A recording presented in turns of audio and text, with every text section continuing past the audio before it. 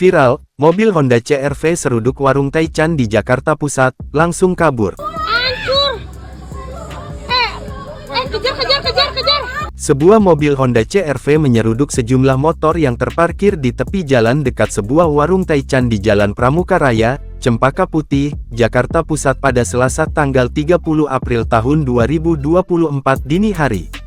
Peristiwa itu viral di media sosial setelah akun @selfie_other mengunggah video CCTV detik-detik tabrakan itu. Dalam narasi yang disertakan di video, pengemudi Honda CR-V melarikan diri usai menabrak motor yang terparkir di depan warung sate Taichan. Selfie menduga sang pengemudi menyetir dalam keadaan mabuk sehingga hilang kendali. Sebelum terjadinya tabrak lari, Selfie dan sejumlah orang terlihat sedang duduk di warung sate Taichan.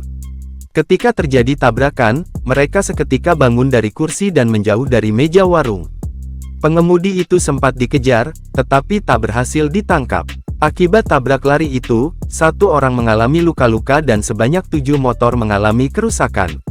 Ia berharap agar pengemudi Honda CR-V segera menyerahkan diri sebelum ditangkap pihak berwajib. Hah? Nggak bisa dapat lagi, orangnya kencang banget larinya.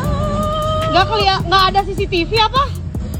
Kalau CCTV-nya paling cuma itu doang. Gue kemana bang? Ngejar dia.